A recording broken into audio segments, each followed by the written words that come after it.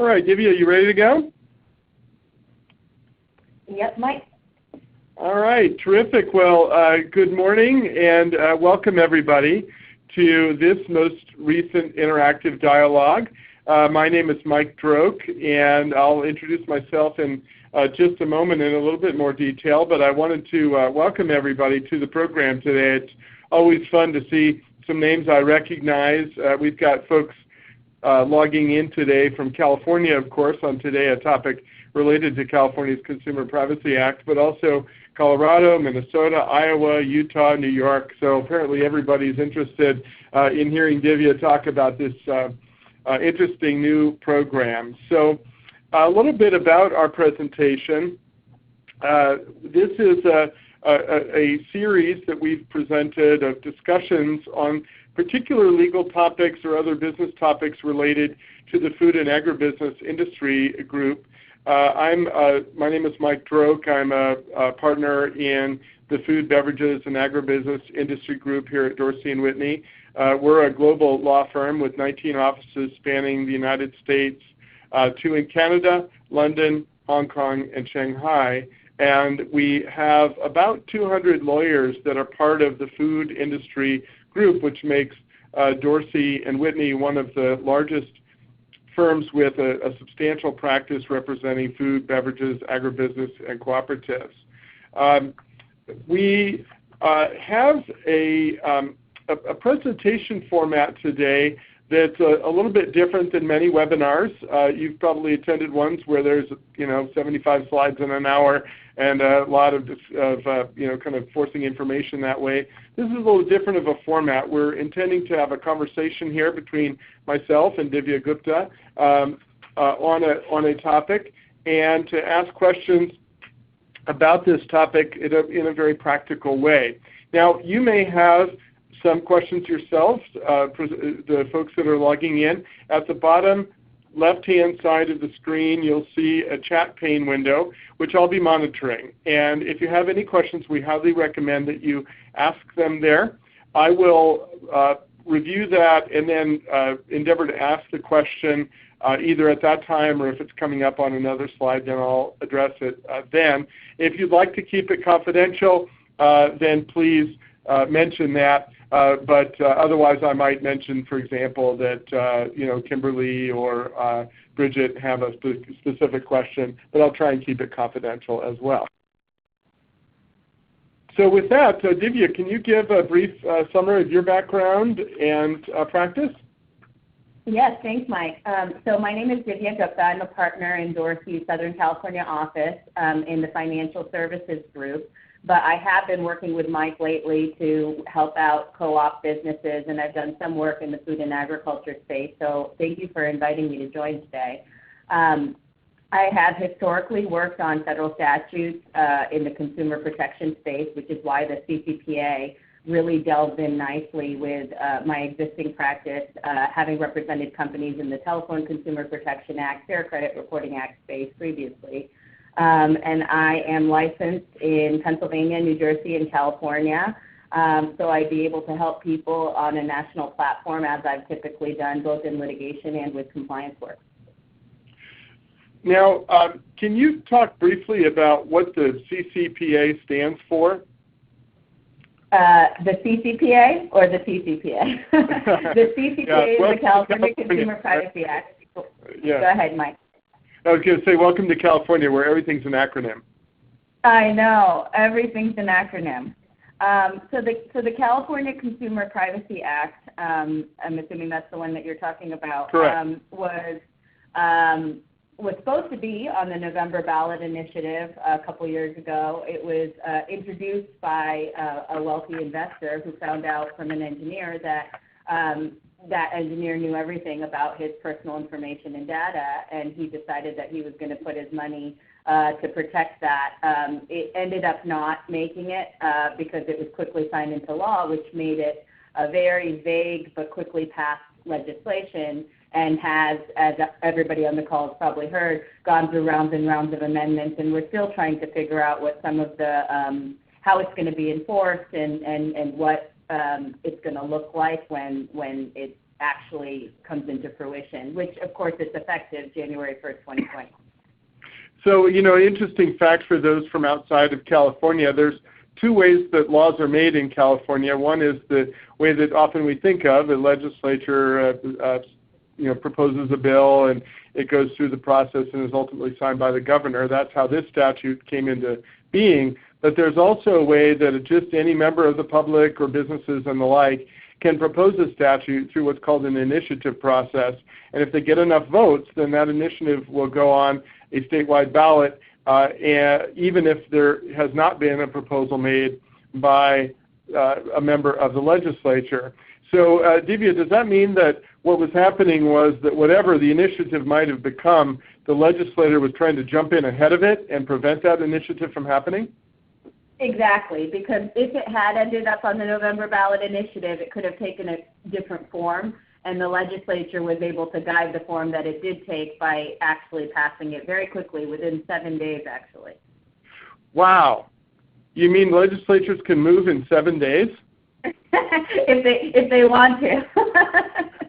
Amazing. Governor Brown signed this very quickly, and then what we saw was lots and lots of industry groups joining in, banding together to try to make the law more clear. So a good segue, because we're here talking to a particular industry group, namely the food, beverages, and agribusiness industry, and why should they be worried about this statute generally?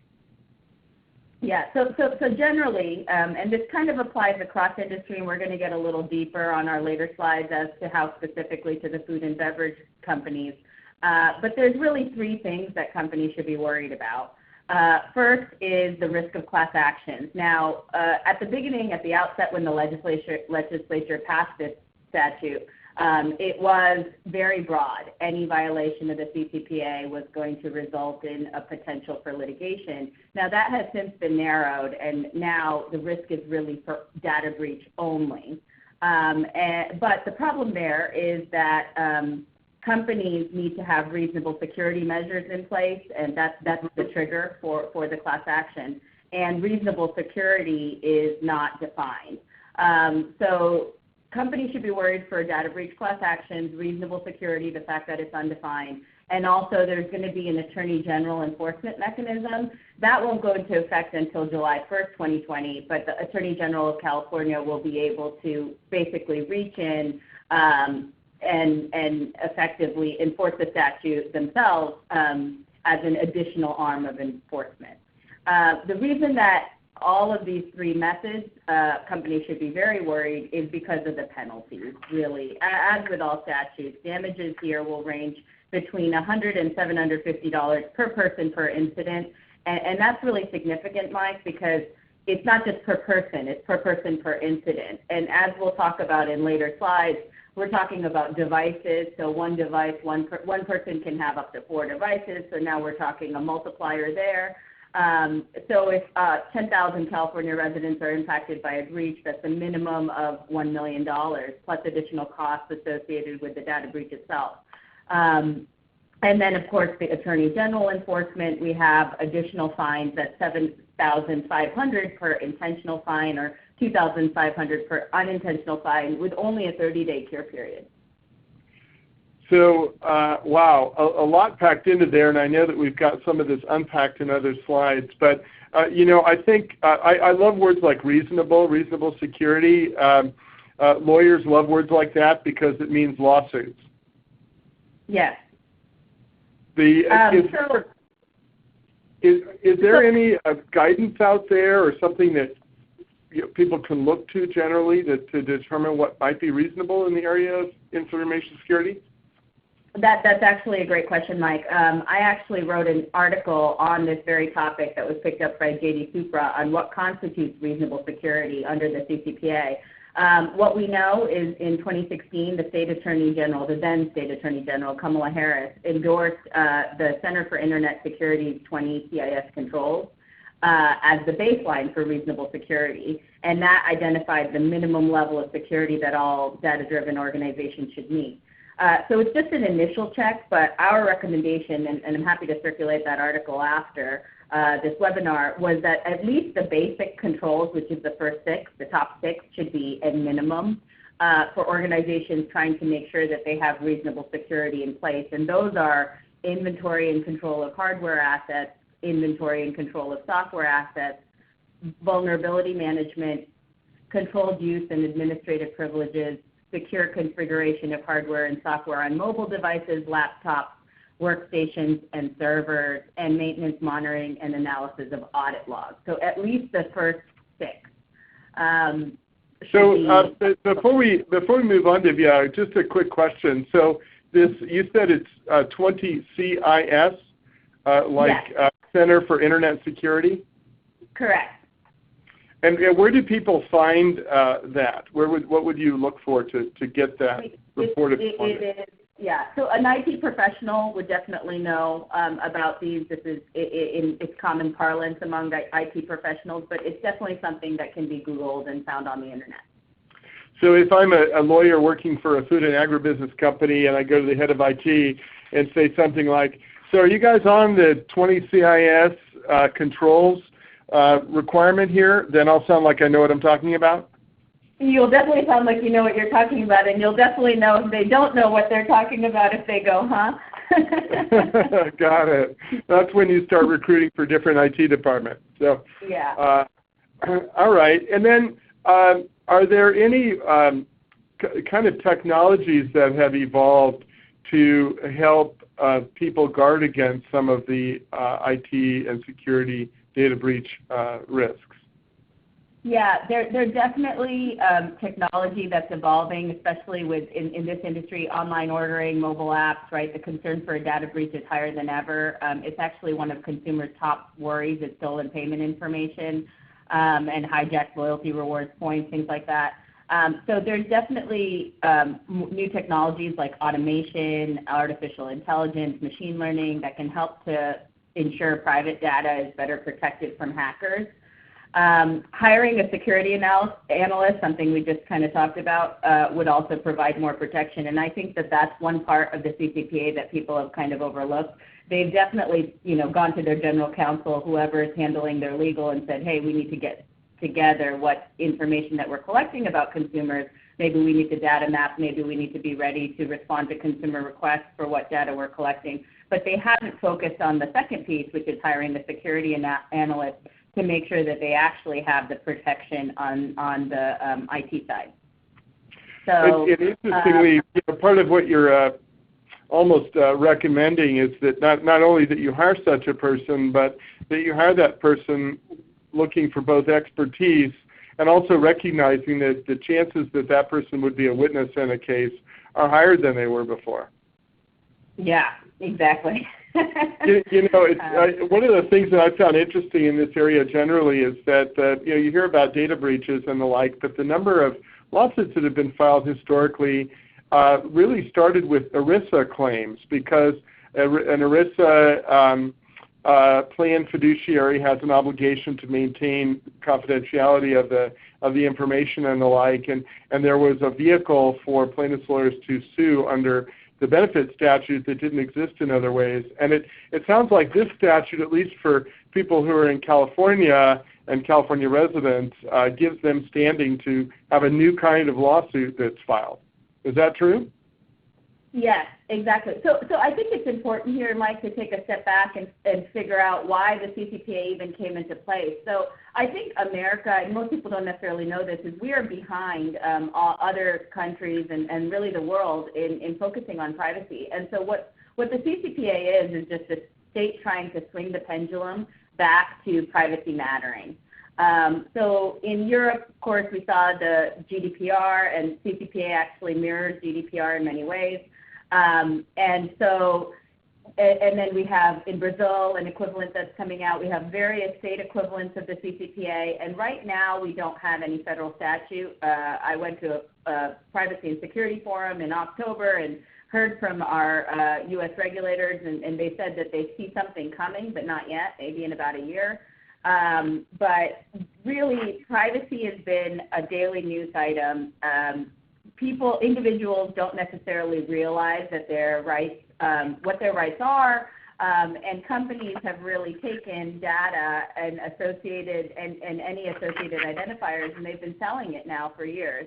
If you ever see your Facebook feed and you wonder, how does Facebook know how I'm feeling today, and how are they able to offer, therapeutic services or whatever it is? It's because that data that you're providing either on Facebook or your Google search engine data is being sold, and it's being targeted so that you can make more purchases. So really, why the CCPA is relevant now is that individuals in the U.S. for a long time haven't had these sorts of privacy rights, and now we are, for the first time, being provided these rights, but that, of course, results in significant penalties for companies who haven't had privacy on their radar. So you'd mentioned, and I kind of jumped ahead to a slide that referenced the GDPR, but what does GDPR stand for?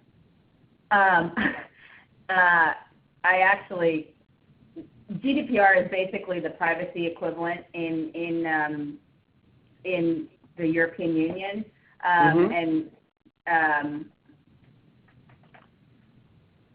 So it then applies to people who are doing business in the EU? Sorry, it's the General Data Protection Regulation in the EU. So it's the regulation on EU law and data protection and privacy in European Union and the European Economic Area. So it addresses the transfer of personal data outside of the EU and areas as well. So. And I know that Canada has largely mirrored the GDPR as well. So, but within the United States, I think the California statute is really one of the first. Is that right? Or at least the most strict? Well, the California is definitely one of the first, and it's definitely the strictest. So what I say when I'm speaking on the CCPA is, if you're complying with California, you're likely to be good for your state equivalents as well, because California is the strictest and has the most significant penalties plus the state enforcement. So again, making it the strictest law in the country allows you to have some sort of a roadmap by understanding the CCPA, regardless of what state you're in. And does it apply to people who reside outside of the state of California? So it's really, the focus is on companies that does business in the state of California. So essentially, if a company is doing business outside of the state of California, but the consumer is a natural person who's a resident of California, regardless of how the individual is identified, so it includes their household devices, et cetera, as I mentioned, it would apply. The statute would apply. Got it. So in other words, I could be a company based in, have all my operations in Nevada, but if I have a consumer who's giving information into our systems who is first a natural person, so we're not talking about a business consumer, and second is a resident of California, then this law would apply to that person and give them a right. Correct. Yeah. And then if, let's say that I'm not a resident of California, but I'm in California looking at something on my phone, do I then have a right under this statute, or do we not know yet? Yeah, I mean, it's not exactly clear, but given the way the statute's worded, yes, potentially yes. So. Interesting. So I'm, at SFO or LAX checking my my inbox, and that might apply. Wow. So consumer is, the word consumer is so broad in the statute that it encompasses any California resident, their devices, including employees. So. Interesting. And what are the kinds of practices that a food, beverage, agribusiness company might have that would invoke a worry about the CCPA, and I'd say particularly for those who are based outside of the state of California? Yeah, so I think in this industry specifically, I think restaurants are going more online, they're using apps, they're frequently contacting customers through various means, text messaging, advertising. They're collecting data online now more frequently, maybe to provide promotions, and really adapting with the times and becoming more social media fluid. And so with that, the food, beverage, agriculture industry, as they grow and technologically become more savvy, then they need to be more compliant with these sorts of state statutes that are focusing on individuals' rights. So for example, if I was a agribusiness supplier, let's say I sold leafy green lettuce, for example, but I started to communicate directly with customers, either to sell directly or to get information from customers about how they use the vegetables or different recipes and recommendations and the like. Would those types of interactions with direct consumers invoke a potential risk here? A potential risk for sure, especially if you're communicating with a consumer in a way that they're providing back information, right? So as we talk about what sorts of personal information of consumers that the CCPA protects, you'll see that it could basically be a large number of, the list is large. So if you are finding out information from consumers about specific things, and then maybe you're using it, even if you're, now if it's de-identified, there's an exception, but if you're using that information to then increase your sales in a different way, yes, there definitely would be a risk there. And you've mentioned class actions. Obviously, a class action is a situation where you have a small group or even one plaintiff who's filing a lawsuit on behalf of a much larger group who have the same basic right or have been harmed in a similar way. But I've been thinking about, on this particular statute, I'll use the example of feeling like a company had not taken reasonable efforts to maintain the privacy of information. I'm trying to imagine a situation where as an individual you would sue just on your own behalf and not as a class action. I mean, put another way, wouldn't every plaintiff's claim involve the same basic issue and therefore warrants a class action lawsuit being filed? Yeah, I definitely think that it would be very easy in the event of a data breach to bring a class action. Consumers are empowered to initiate these class action lawsuits the way that the statute is worded for any unauthorized access, theft, disclosure of personal information, right? That's basically causing a data breach. And then the statutory damages being such a high multiplier of $100 to $750 per incident per consumer, right? So it's not just per consumer, it's per incident per consumer. And then, of course, consumers are also entitled to actual damages, injunctive relief, declaratory relief. And the most interesting part, Mike, is California residents are not required to show any concrete or particularized harm to recover. So we can expect that security incidents will be followed by class action lawsuits, basically. Interesting. So I don't have to show any actual harm in order to have standing to file the lawsuit, not only on my own behalf, but on behalf of anyone who that company had data on, and who's California resident. In the event of a data breach, yeah. So all that needs to be shown is lack of reasonable security, which is why the term reasonable security becomes such a big problem that it's undefined. So. Literally, if I were on this presentation, I'd probably carry the phone down to the IT department so to make sure that we're listening in. So you mentioned here, I switched back to the GDPR slide, and obviously, some really major fines that have occurred and are still in litigation, perhaps. But that really raised, as you said, the profile. When we say extraterritorial reach of the California statute, how does it give a reach to, why does that happen under this statute? Well, so the extraterritorial reach means that it covers companies that may not have a physical presence in California, but direct business to California consumers or collects data from California consumers. And really, I don't think companies understood the significance of that until they started becoming fined under the GDPR, right? So what we found was everybody heard about the Marriott data breach, right, with the merger with SPG, and that was millions of people's consumer information. We also heard about data breach for Target and Google. was fined, and British Airways. And I think what companies are seeing is they hadn't put enough legs in their privacy departments, and weren't protecting consumer information in the way they should. And GDPR really took a big swing at things, and now with the CCPA in effect, companies are having to make sure that they have robust privacy departments, and that this actually is becoming a company focus. So the extraterritorial reach really is that companies need to be thinking just outside of the box, not, do we have a physical presence in California?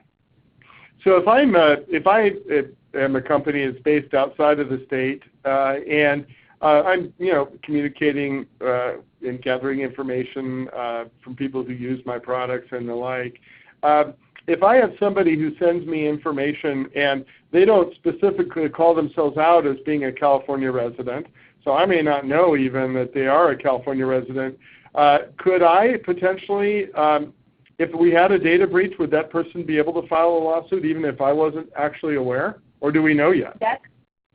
We don't know. That's a tricky question. We have been, as you and I have both worked on some of these tricky questions with some businesses that have asked us about exactly this sort of thing. And really, my recommendation to the companies, if they don't know, would be to make sure that if they're collecting data of consumers, that they're being a little bit nuanced as to how they're storing that data and how they're mapping that information, and that their systems are communicating with each other.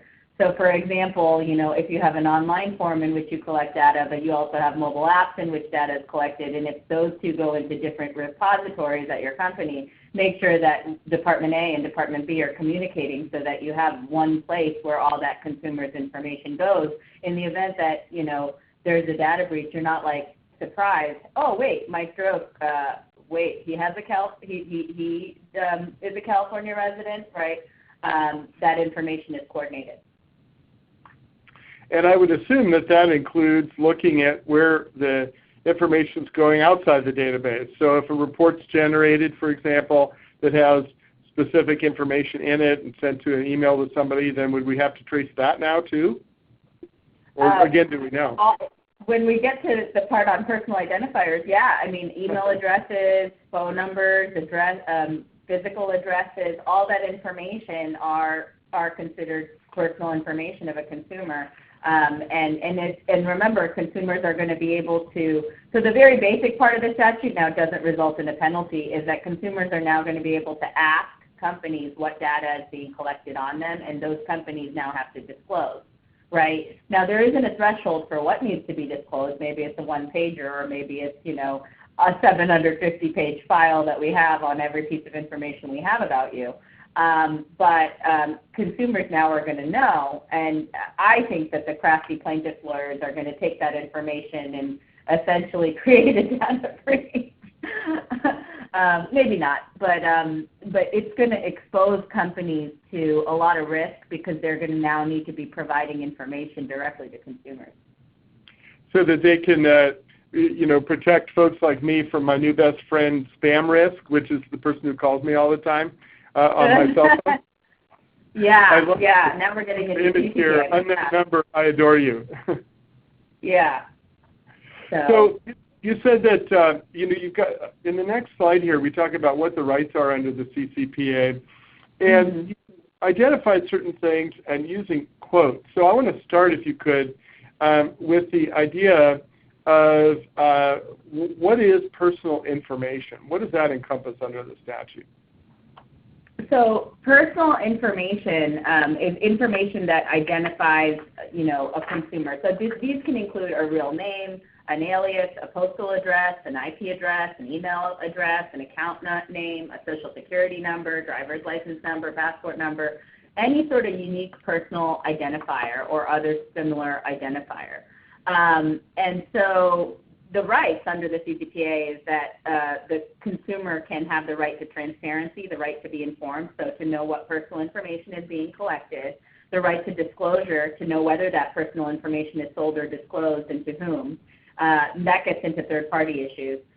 The right to opt out, which is to say no to the sale of that personal information, the right to be forgotten or deleted, please delete my personal information. Now, of course, not information necessary to be a consumer and provide services to that person, but other information. The right, and then also the right to access and portability to take that information elsewhere. And the consumer can't be denied goods or services, so they can't be discriminated against for exercising these rights. And so it's really a lot of rights that's being provided under the CCPA, and honestly, had the legislature not narrowed the penalties only to data breach, this would have been a bananas statute that we would have been working with. So.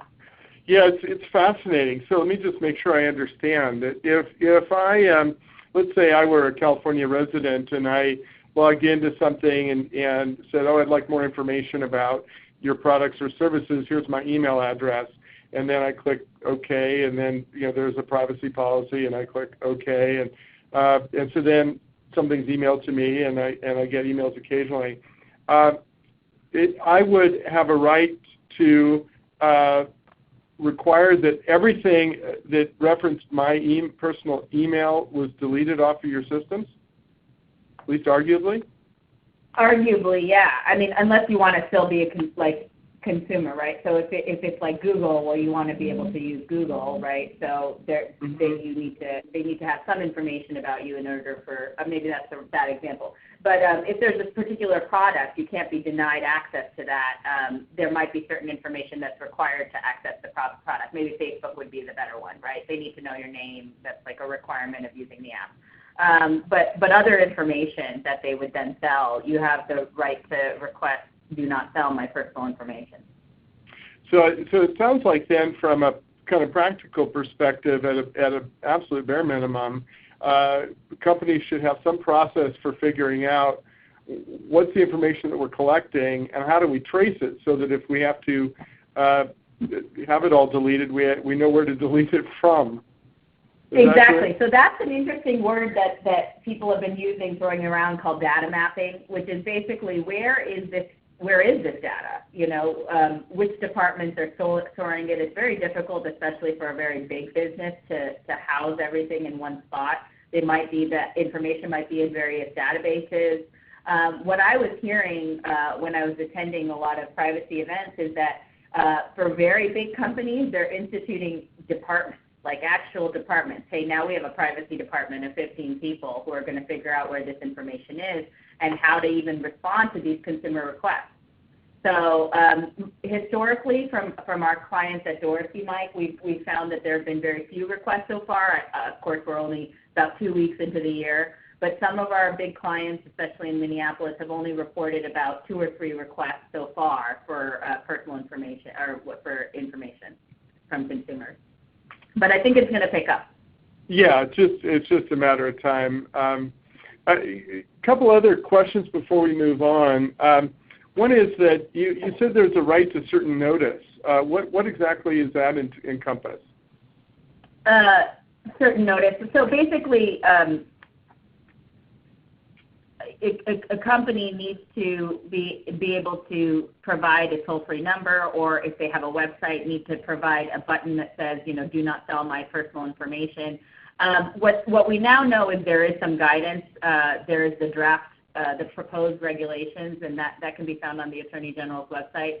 So companies can use that for now to make sure that they get compliant. And then there's a turnaround time too. There's only 45 days to respond to a request. So companies need to make sure that these processes are in place that they can respond quickly enough. I don't know if that answers your question. I feel like I went a little off track. No, that's great. You've mentioned this a couple of times, but I'm fascinated by the idea of preventing the sale of information. And obviously at Dorsey we do a lot of merger and acquisition. I think we're within the top 10 firms doing, as far as the number of deals conducted every year for mergers. And obviously some of the assets that are sold in any company is the information, even the physical server and the like. And so how does this new statute implicate the sale of a whole company, for example?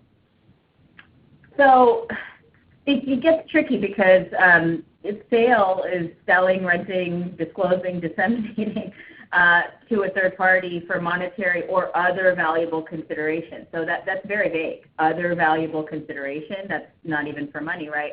And consumers have a right to opt out of the sale of personal information to third parties. So in a merger or acquisition, what I've seen, and I've handled some of this, is really having to tighten the language in the M&A deal, right? And making sure that their privacy policies are very thorough. I have been, as you know, helping companies revise and tighten up their privacy policies, reviewing terms of use, and making sure that this privacy language is vetted specifically. Because it gets tricky, especially in a merger with this do not sell personal information. How do we even protect that, the consumer's rights? You know, a couple of things strike me. First is that if you're going to make that amendment to the privacy policy, it seems like sooner rather than later, right? Yeah, definitely. You know, maybe even last year. Maybe even last year, yeah. Well, you know, we can't turn back the clock, but you know, because it would seem that if somebody is given the information with the new privacy policy, then it's pretty clear that that applies. If you've amended, then it's less clear. And then the second observation is that how a company looks at the value of the company could be different, because if you view the data, at least in regards to California residents, as being an important asset of the company, that may have changed. Is that true? Yeah, for sure. I think that it definitely will affect M&A deals because whether or not that company heavily sells consumer information increases their risk, right? And then when you look at their risks and liabilities upon sale, you're taking on a high amount of risk if that's something that they have been doing, right? If they've been selling consumer information a lot, and now there's this statute that is going to provide high penalties, and then in an M&A deal, you don't know if you're necessarily getting all the information even to be able to respond to a consumer request. So. Well, you know, don't touch that dial. I imagine that we'll be getting a lot more information and some clarity, unfortunately, for some company or another because a lawsuit was filed against them, and the resolution of that will tell us some more information, right? Yeah. So I want to go back to, you mentioned class action risk as a significant risk, and that, I guess, assumes that there's a private right of action, correct? Yes. For data breaches, which we've been saying, yeah.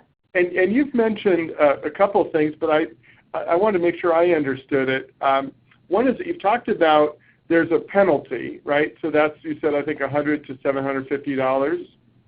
And then you said per person and per incident. So what exactly is an incident?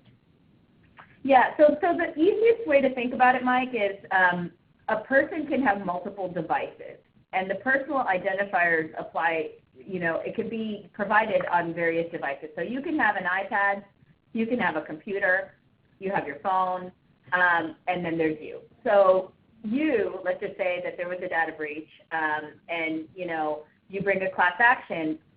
You're only one individual, but you have 4 devices that now are associated with you that you can now say that the incident applied to all 4 devices. Does that make sense? So yeah, I think so, but I have some follow-up questions. So so let's say that I'm a techno person, and so I got devices everywhere, and so I've got like 10 different, you know, multiple phones, working home, and then I've got, you know, 2 iPads, and my kids have an iPad and a laptop and whatever. So is there a cap of, you know, maximum per person incident? There's no cap in the statute, so no. So however many devices I have, that could be the number of incidents? Well, it could be. Got it. And so if I were enterprising, I'd get a whole bunch of very inexpensive devices and then file a lawsuit that's, for each of those devices. Well, you mean being a professional plaintiff? Yes, there are many ways to abuse these statutes. And then if I do have a device, then that device I'd never used to access a particular website, would it still be an incident for that device? It would be a defense for the company, right? Hey, we collect. So again, this is where companies have to be savvy, right? I mentioned IP address as a personal identifier. My argument would be, hey, we don't show an IP address with access, that there was any information that you accessed our website, right? We collect IP address information. We don't have that information. Therefore, that device doesn't count. Something like that. So when you start talking about that type of a defense, that sounds like an extraordinarily expensive lawsuit to defend, just for your own. Yeah. Any class action is extraordinarily expensive to defend. Yeah. And then likewise, is there a attorney fee shifting provision as part of the statute? There are no attorney fees, but it's like the CCPA, which is my bread and butter, the Telephone Consumer Protection Act. There's no attorney fees in that statute either. But because it's such a high penalty statute in the CCPA, it's $500 up to $1,500 per call or text, $100 to $750 per person per incident. The multiplier itself means that the amount of damages is astronomical. Got it. So if a plaintiff's lawyer, for example, with the California Consumer Privacy Act statute, they do fine on a percentage basis, even if there's no attorney fee shifting as part of the statute? Yes. Say that again? Yeah. So because of the size of the penalty and the likelihood of a class action, that means that if you're a plaintiff's lawyer, then your percentage of that class action recovery would be substantial, and that would seem also to encourage class actions rather than individual lawsuits, because if it's an individual lawsuit, there won't be enough money in it for the plaintiff's lawyer to pursue it as an individual claim. Is that also true?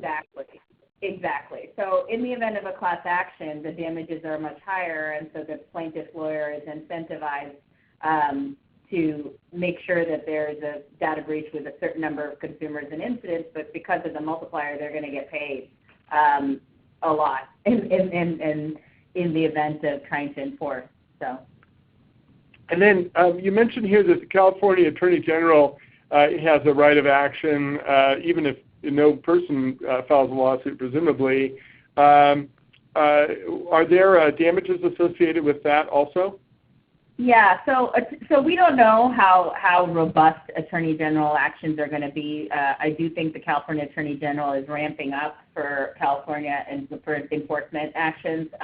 That's what the news has been saying. But so it's $7,500 per intentional violation and $2,500 for unintentional, and only a 30-day cure period. So what that means is unintentional means that the company has been notified that they have violated the CCPA, any part of the CCPA. So now we get into really ticky-tack stuff. And then they will get fined $2,500 and have a 30-day cure period. But if they don't cure within that 30-day period, or if they defy what is being requested of them, then the multiplier then could become intentional, right? So $7,500 per intentional violation. So, and there could be multiple violations, right? So. And then does the July 1 date give any kind of grace period generally, or does that only apply to the California Attorney General? That applies to the Attorney General. So Attorney General actions will begin July 1st, 2020. So hopefully in the next 6 months we'll get a little bit more guidance on that. But if there's a data breach now, then an individual could file a lawsuit now. Is that true? Correct. Yes. The private right of action is effective now. Yeah. Great. And then kind of the next question was, who's covered as far as companies and businesses? And you put quotes around the word business. Why did you put quotes around it? Well, because business is defined very broadly. It's a corporate entity of any type that collects consumers' personal information, whether alone or jointly with others doing business in the state of California. So, and then satisfies one of three threshold requirements, which I think a lot of big companies satisfy regardless. Has a gross annual revenue of over $25 million, possesses the personal information of 50,000 or more consumers, households, or devices on an annual basis, or, and big deal that it's an or, derives more than half of its annual revenue from the selling consumers' personal information. So, for example, let's just say you don't have gross annual revenue of $25 million, but your company does possess personal information of 50,000 or more. Again, it says consumers, households, or devices. And we just talked, Mike, about how you could have 4 devices. That means that 50,000 threshold doesn't mean 50,000 consumers. That means you possess the personal information of, it could be only 20,000 consumers, but each of them have 4 devices. Does that make sense? So then you go over. So I think business being so broadly defined, any corporate entity of any type, not nonprofits, but any corporate entity of any type, means that companies who think they might not meet the threshold may in fact. You know, and that to even understand that requires some nuanced analysis of the information that you have. For example, if you had, you know, as you said, 20,000 email addresses, for example, but they'd been accessed by multiple devices, then you might be covered even though you would think you wouldn't be. Exactly. Interesting. And then another question I'm going to ask, knowing that probably we don't have an answer yet, but you said any for-profit corporation. So that means a nonprofit presumably would not be covered, right? So if you had you know, a charitable organization, a 501c3, right? Yeah. Mm-hmm. But we obviously in Dorsey we represent a lot of cooperatives, and often a cooperative is organized under a nonprofit statute, but they're not a 501c3. You know, they might generate net earnings, which then are given cooperative structure. But do we know if a co-op organized under a nonprofit statute but who's not a 501c3 would be covered by this statute? We don't. Yeah, I mean, I would err on the side of caution here and assume that you are a covered business if you meet one of those thresholds, and start making your privacy policies a little bit more robust right now. You wouldn't want to. The company wouldn't want to be tanked because of a class action in this space. So. Got it. And then you'd mentioned that it applies to companies no matter where they're based, and you know, let's say that you had a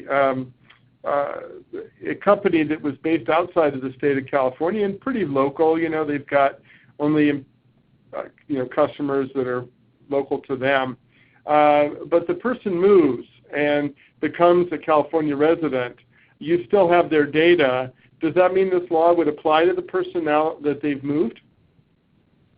That, again, a question that is undefined now, but I would also caution that all the definitions, to take them as broadly as possible, right? So consumer is defined broadly already, encompasses a California resident device, including their employees. If there is some way of knowing that the person moved, that company should be on alert. So, and when that they are collecting data of a now moved California resident. Got it. All right.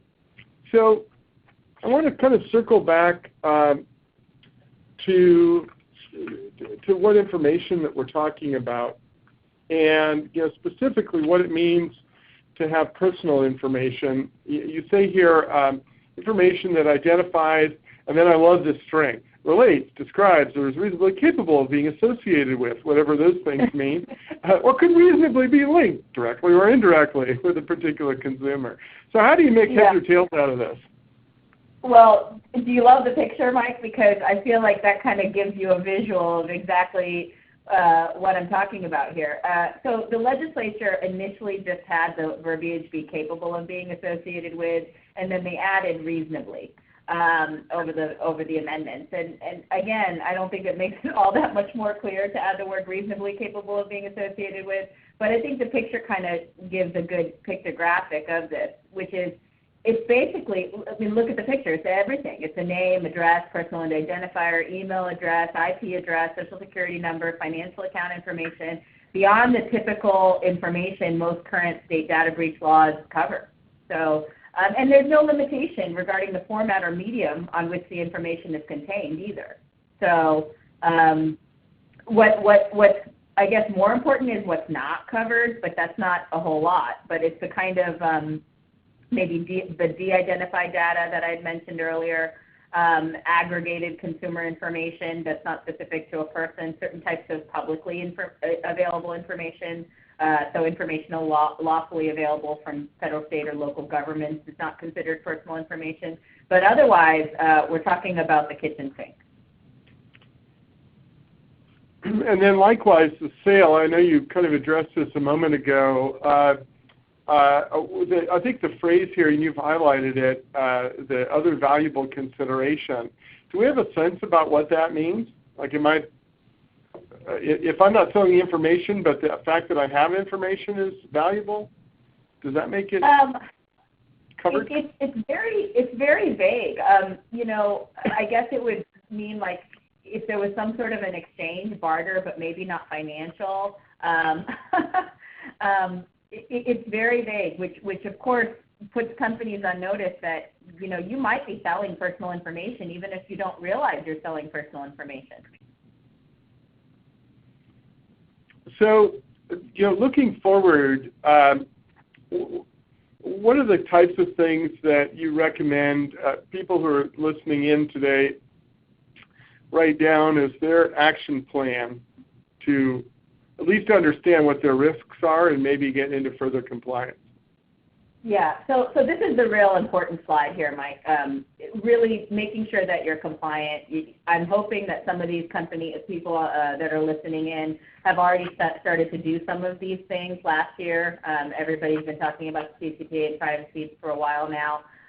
But like we talked about earlier, just basically understanding what inventory, what data that you currently have about consumers, creating a flow map, so some sort of a flow chart showing where that data is being held, which departments hold it, developing a plan for technology, right, for incident responses, right, and protecting, making sure there's vulnerability management. So patch management is one of the things that I discussed in the article on reasonable security. I think that a lot of times security patches are something that companies forget if they don't do regularly, makes their system vulnerable. So developing technology to also permit access requests, right? Because now consumers are going to be able to make these sorts of requests. Stop sharing requests, right? How are we going to stop collecting information from somebody who says stop, right? Deletion requests, if they ask to delete consumer data, how are we going to effectively do that if we're storing data in multiple databases and systems and there's a deletion request? How are we going to make sure that that is fully followed up on properly? And updating, we've already talked about this too, updating privacy policy both for websites and apps, but also the employee privacy policy if that's different. Making sure that if we use any vendors or third parties that we're doing our due diligence, making sure the vendor agreements are tight, making sure there's an indemnification provision in the vendor agreements, making sure that if we are selling personal information or using third parties, or like for example, if a company is a retail company or even in the food and agribusiness, right, if you're using a vendor to deliver food for you, if you think about all the food delivery programs, what information are you providing? Are you providing them with home address, IP address? What are you providing those vendors who are then like UPS who's delivering for you? And then training, right? Employee and contractor compliance training. And there is some cyber insurance, but not a whole lot, and reviewing the coverage there. You know, I'm exhausted just hearing the recitation, and I think it really illustrates why a company would, develop an entire department so that you have somebody who's known to be accountable for the issue. And I find sometimes the gaps occur because, a new thing happens and everyone says, "Oh, I thought you handled that. I thought that was a finance thing. I thought it was risk management. I thought it was operations. I thought it was marketing because the marketing department's the one who communicates with the customers. And, I thought it was IT because this is all stored in the data system, but really it requires, first, someone to know I have this ball, and second, a somewhat interdisciplinary approach because no one department will necessarily know how the information is being used or where it's being stored. So, Mike, you hit the nail on the head with that one. This is exactly the problem with the privacy laws in the U.S. and in other countries. It's that it requires such an interdisciplinary approach. It requires a business to coordinate in a way where the departments that maybe wouldn't necessarily be communicating with each other, IT and HR and whatever, are now communicating and making sure that this information is flowing, and even to third-party vendors, et cetera. And this is going to create a lot of change. I think it's going to be positive from the consumer perspective. I think that as lawyers, we talk about, we defend companies for a living, so we talk about it from the company perspective, but this is going to be a huge shift for consumers in what their rights are and how they're going to be able to exercise those rights. I keep thinking of it as a participant here. I would do two things. The department involved, so you can decide whether or not you want to have the attorney-client privilege be part of your assessment. But then second, I would probably print this slide, which has been sent to all the participants, and use it as a discussion document in your next executive committee meeting so that people can be sensitized to this particular issue if it's not already on the forefront. Exactly. So, from a practical perspective, if you were listening in today and you thought, okay, so what are the top 3 things that somebody could do, this week that would materially help reduce their risk and get them into compliance with this statute? What would those 3 things be? Yeah, so I think I'm drilling these in, and I hope these are the 3 things that you've already heard many times on the webinar as the takeaways, but really updating your privacy policies, implementing reasonable security. Again, review what guidance we have. We're happy to circulate that article after this webinar, and have some sort of process in place for responding to consumer requests. I think the biggest gap here is going to be if a company receives a consumer request and they have no system in place for how to respond to that. And they may think, look, that's okay because it's not a data breach, so we're not going to be hit with a class action. But you might be hit with an attorney general action, right? And also that information that you now have to scramble to provide because you hadn't put a system in place might expose the company to risk because now a plaintiff's attorney or maybe the consumer provides the information to a plaintiff's attorney. Now that plaintiff's attorney knows how your company runs and where information is stored or what sort of information you're providing and uses that information to create something. So. It's so interesting. I'm thinking of Prop 65 litigation for food companies where I've worked with companies that, oh, look at this. The plaintiff's address is the same address as the law firm that filed the lawsuit. And, put a different way, the request for that information is not benign. That consumer, especially now, is asking for a reason. They're very informed of their rights, and even the fact of getting that type of request should be a trigger that you have potential risk. Exactly. So one final question as we wrap up. You've mentioned making sure to update your privacy policy and the like, and I assume that if I were listening in and want to get that fixed, that's something that I could call you to do. Is that true? Yeah, for sure. So actually, Dorsey, aside from me, has a team of privacy specialists, and we've been doing cybersecurity privacy for years. We have created 3 packages and plans from the basic CCPA readiness to really full. We've partnered with vendors to do the full security update, right? So IT professionals, we've got IT professionals that we work with to come in and fully make a company compliant. And after this webinar, Mike, we can circulate that to the people listening in if they're interested in any of those. And you know, roughly how much does it cost if I were one, for example, that gets the privacy policy reviewed? So the privacy policy itself, just the privacy policy would not be that much, a few hours of attorney time. But really, the basic package is $15,000, and it includes more than the privacy policy, and that would be the recommended, right? And then we have a tool that we provide to companies to assess what their needs are, what their company looks like, so that they can make that determination themselves whether they want to go with the basic package or the full compliance, which is upward from there. Got it. So it's a moderate cost, but not extraordinary, and can be done potentially even on a fixed fee basis and the like, right? Yes. All right. So as we wrap up, a couple of things. First is housekeeping. If you'd like to get CLE credit, those who participated will be getting a sign-in sheet that was attached to the reminder email yesterday. So just return that information to Michelle Hubble. You'll be getting them CLE certification from her.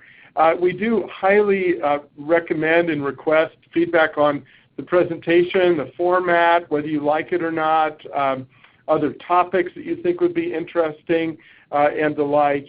And then, of course, if you have questions on these or other topics that are related either to you know, consumer privacy in California or elsewhere, or more generally into the food, beverages, agribusiness, and cooperatives industry, please don't hesitate to give either Divya or myself a call. So with that, thank you everybody for participating. We very much appreciate your connection to Dorsey and Whitney. And Divya, thank you for a very informative, if terrifying, presentation. Thank you. Thank you, Mike. You did a great job on directing the conversation to really interesting topics. Terrific. Wonderful. Thanks, everybody. Bye-bye. Bye-bye.